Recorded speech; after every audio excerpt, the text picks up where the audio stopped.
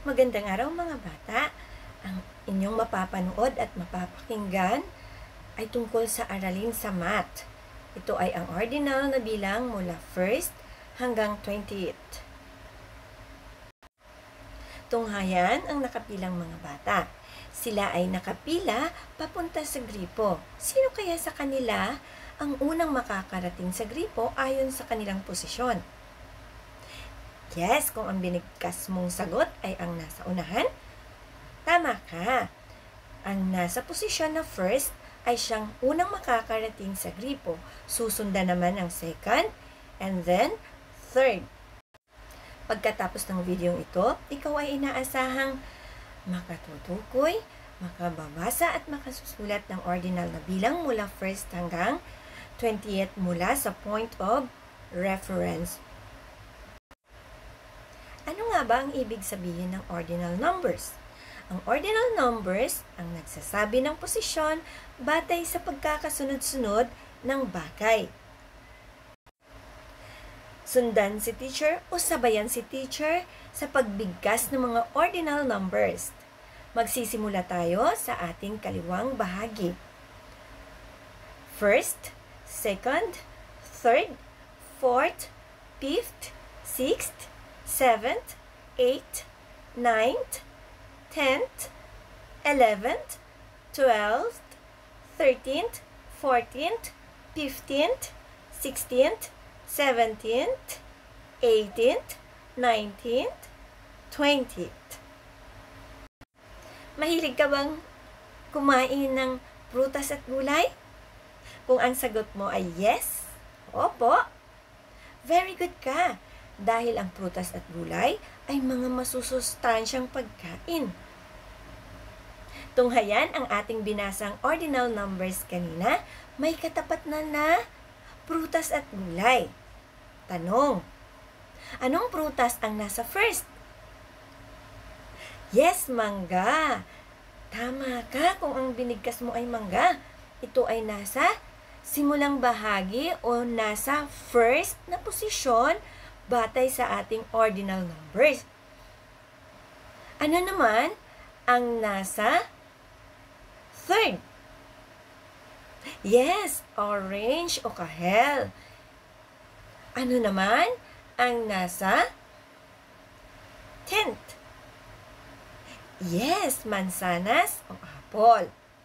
At ano naman ang nasa 6th? Yes, pineapple o pinya. Punta naman tayo sa hanay ng mga gulay na nasa ibabang bahagi. Anong gulay ang nasa 11th? Yes, carrot. At ano naman ang nasa 19th? Ampalaya. At ano ang nasa 15th? Okra. Okay? Kung ang binigkas mo ay okra, tama ka. At batay sa ordinal number, anong gulay ang nasa hulihan o nasa 20th na ordinal number? Yes, cabbage o repolyo. Maaari mong i-post muna ang video upang kumuha ng lapis at papel. O di kaya'y whiteboard at marker. Handa na ba?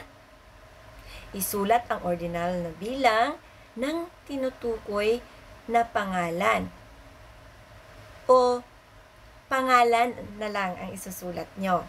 Okay? Bibigkasin ang ordinal number o nakasulat dyan sa screen nyo ang ordinal number and then isasagot nyo po ang pangalan. Kung ang pangalang Adam ay ika-11 o nasa posisyon na 11th. Tandaan, ang nasa 11th na posisyon ay Adam. Sunod-sunod po yan pababa. Adam, Aisha, Chloe, Jana, and Princess. Handa na ba? Sino ang nasa 13th? Ang nasa 13th na pangalan ay Chloe. Parehas ba tayo ng sagot? Very good ka. Anong pangalan ang nasa 15th? Yes, princess. Ang nakikita nyo po ay isang buong salitang whiteboard. Ngayon naman, isulat ang ordinal na bilang ng tinutukoy na letra. O, isulat ang letra ayon sa hinihinging ordinal number. Okay? Kung ang letrang W ay ika-11 o nasa posisyon na 11. Ano ang letrang nasa 18th, 12th, 17th, 19th, 15th? Okay, pwede mo nang i-pause ang video para bigyan ng sapat na oras ang iyong sarili sa pagsagot. Parehas ba tayo ng naitalang sagot? Okay. Very good kung nakuha mo ang 5 sagot. Dito, bibigkasin mo lang iyong sagot. Okay, gamitin natin ang lapis bilang point of reference sa posisyon na 11th. O dito, magsisimula ang 11th na ordinal number. Okay? Pang-ilan ang crayon? Yes, pang-12. Kung ating batayan o reference or point of reference ay ang lapis bilang 11, ang crayon ay nasa 12. Pang-ilan ang ruler? Yes, 14th. Pang-ilan ang bag? Yes, 15th. At pang-ilan naman ang stapler? Ang stapler ay nasa posisyon na 18th. Sabayan niyo ako kung ang ating point of reference ay ang lapis bilang pang-11th. Okay, bigkasin natin. 11th, 12th, 13th, 14th, 15th, 16th, 17th, 18th. Ayun po, maaari nyo na pong i-pause ang video para sagutin ang ating pagsasanay. Okay, ang gagawin nyo po, sasagutin nyo po ang mga tanong. Ang nakikita sa kanang bahagi ay mga sunod-sunod na pangalan. Ito ang sitwasyon. Si Mita ay nasa ika-11 o 11th posisyon sa talaan ng bibili sa isang tindahan. Sagutin natin ang sumusunod na tanong.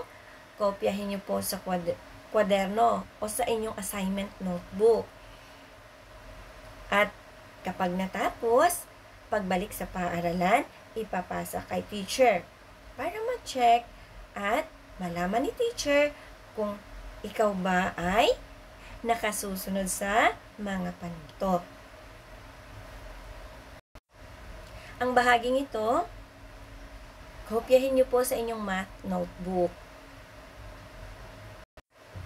Sana ay nakapagbigay ako kahit konting kaalaman tungkol sa ordinal numbers. Paalam!